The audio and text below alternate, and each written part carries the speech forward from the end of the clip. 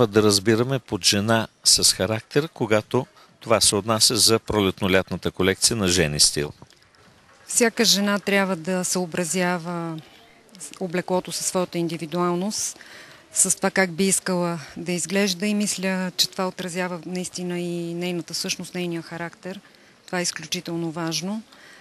Такава жена, която има характер, би могла да си позволи и по-екстравагантни облекла, и нещо по-романтично, по-елегантно. Това е подходящо за пролета и лятото. В този смисъл, кои са модните новини за този сезон? Има ли нещо, което радикално променя стила, или просто е развитие на вече познати компоненти? Има тенденции, които започват да се налагат с тази пролетно-лятна колекция. Това е едно завръщане към модата на 50-те и 60-те години. Едно скъсяване в саката се забелязва. Също така ръкавите са 3/4, има обем в яките на връхните дрехи на саката по-специално, които са леко открехнати. Реверите също са в деколте, така да се каже. Също има обем в ръкавите, някои от тях са с срязвания и набори в горната част около рамото, други са с срязвания около лакътя и с буфан в долната част. Това са едни нови тенденции, които все по-силно започват да навлизат в тази колекция и за този летен сезон.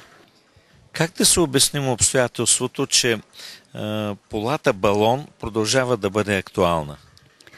Аз се опитвам да наложа полата балон доста отдавна, от преди няколко сезона. Мисля, че наистина тя започва вече да се харесва от дамите, особено когато е разиграна в различни варианти, както ще видите в новата ми колекция.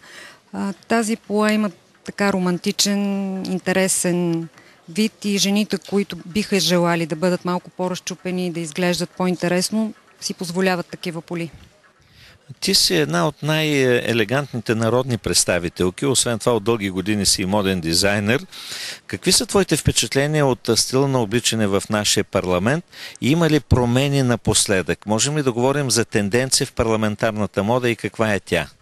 Мисля, че през последните години народните представители започнаха да се обличат по-добре, особено дамите. Съобразяват се с изискванията на това как трябва да бъде облечена една дама, която е народен представител и която представлява държавна институция. Също така смятам, че повечето мъже в Народното събрание също са добре облечени и са съобразени с модните тенденции и с изискванията на етикета. Сяка се водят дискусии напоследък, дали може в парламента да се обличат по-разкрепостено народните представители. Има ли граници в тази посока? Какво е твоето мнение? Мисля, че едно по-разкрепостено обличане е по-допустимо за жените, защото женските облекла предлагат едно по-голямо разнообразие по принцип. Мъжете биха могли да се обличат малко по-разкрепостено, но все пак мисля, че костюма или блейзър с панталон са задължителни. В много редки случаи някои мъже си позволяват така да не носят вратовръзки, но това е рядкост. Други изключения, за които напоследък се говори някои колеги, че са били с половери. Да, има срещат се такива случаи, но аз не знам какви са причините за това облекло. Не бих могла да го коментирам заради това. Може би да се е наложило просто някъде другаде да бъдат, където не е трябвало да са с костюми или просто не е могло да бъдат с костюми и след това, ако са бързали за Народното събрание, но не го казвам като оправдание, просто не знам каква е причината.